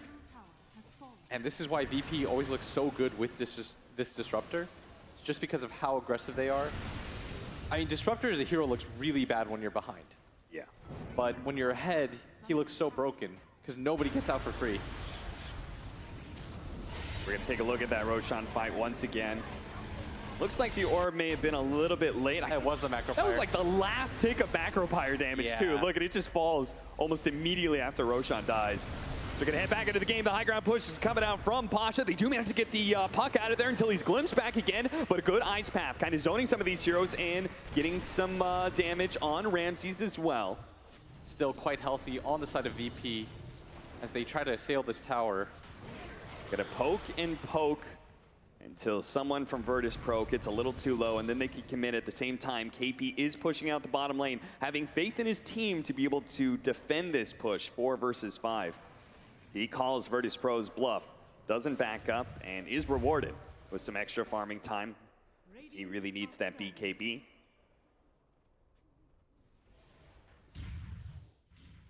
(13-20). 27 minutes in. Virtus Pro do have a 5,000 net worth lead, but it's a game that feels relatively even. VP is winning, yes, but we just have one good fight. Again, such a large kill bounty on no one especially, that Mineski could take control of the game once again. But they struggle to be able to get even one like really solid team fight in game 1 with their Song of the Siren setup. In game 2, Virtus Pro has been stymieing all their attempts again. Moon alone in the jungle here. Some nice vision out from Virtus Pro. Knows the Drow Ranger is isolated right here. They're going to be able to catch him. That's a lot of damage he's putting out, but not going to be quite enough as no one signaling his team already begins the assault onto this mid tower. Everyone else is going to come in now. Great opportunity to force a buyback here out of a big core. Look at this with the Solar Crest. Now Ramses is a tower hitter. Tries to hit Ramses here. They need to be able to get a strong initiation before they buy back on this Drow Ranger. They're beginning to do some damage. Dual Scepter goes out, trying to get the Split Earth follow-up, but there's Roger with the Fissure. Stop that one. They still have the chains, though. Ramses immediately pops that Manta to try and run away, dodging the Split Earth once again. No one is keeping Ramses pretty healthy, and he's got an Aegis for himself. Lands that stun, a lot of magic damage, flowing in onto Ramses. Needs to be able to get KP out though, otherwise he's gonna get Reaper Scythe down. Does get the Dual Scepter off. The Reaper Scythe wasn't gonna be enough. They get the silence out. The Drow Ranger refusing to buy back. Now they get the coil. Still no buyback whatsoever from the Leshrac either. 3-man Ice Path, well set up by the Jakiro, but won't stop him from dying. And finally, we'll have the first buyback. That's gonna be the Jakiro. They're most likely losing racks for this. Maybe they're just going to give up on this mid laner barracks, as you say. Drow Rangers back up. Chains again. 2-man silence as well, but these heroes are still decently healthy, and there's the Song of Siren. They have the Static Storm on the 2 of them here. The Drow Ranger as well as Judge are not going to be able to get out of this one. Now he's going to be forced into a buyback, but the Ember Spirit's going to die as well. Another buyback flowing in. Mineski have to be able to catch some heroes here. They can't let VP simply retreat like this. But the puck didn't have a coil. He didn't have a way to stop VP from just walking away from such a heavy investment of Mineski. You see the discipline, too, from Virtus Pro. As soon as somebody makes the call to go back, they are back as a unit. Nobody blinks out. They're walking back together so that they can be ready to turn around and take a 5-on fight if somebody gets caught. That is discipline, instantly listening to the call at the same time. Radiant's bottom shrine has fallen. Mineski got to get out there. 30-minute bounty runes, being 15K behind and giving everything up. That's why Ajit is in the position he is. He's trying to go for the kill on a solo right now. Not getting the bounty rune, though. Not being able to get the kill either. Has to jump away. Lotus Orb and heals is going to be enough. Oh, but they got the glimpse. That's no good. Moon. This was the buyback. 100 seconds now, and at this point, VP, they're just going to start running down a lane somewhere. Mineski, quick to be able to push out a wave, hoping to be able to stall as much as possible. Pasha teleports right on top of KP. But no real fight. Roger just keeps on shadowing Raging Potato here. Raging Potato gets hit by the Wrath of Nature, which may signal him something's up until he gets hit by the Fissure and Chant Totem Aftershock stun. No Echo Slam yet. But he's going to come back eventually. Doesn't actually get him as he blinks away, but thanks to the Thunder Strike, they still have the vision. Yeah, and still 60 seconds on this Drow Ranger, 40 seconds on this puck. They're at the very least probably going to get 2 sets here as the puck buys back. But do they have enough damage? 4 versus 5 because Virtus Pro will get megas at this rate. KP leading the way. Yule Scepter. Oh, trying to go for the splitter. Stop at the Song of Siren. And look at that. Again, Look the how good positioning. they are at Two this. heroes grouped up. There's a third kind of on the edges there. They are going to be able to get the Static Storm Reaper Scythe combo that cuts the Ember Spear down for 140 seconds. And that's just it right there. You don't have any of your cores left. Mineski just going to watch buildings die and call GG. Give him the good luck further because Virtus Pro are indeed moving on in this lower bracket. And a very valiant effort from Mineski there. I mean, 2 times in a row, I think one of the best teams at laning. They took it to them back-to-back, but just unable to close out that mid-game. The team fights were so in favor of VP every single time. They weren't able to ever burst down no one. The Static Storm follow-up from the sleep, they set up so well around it every single time. Yeah, they really showed you, hey, we can use Naga Siren better. I also love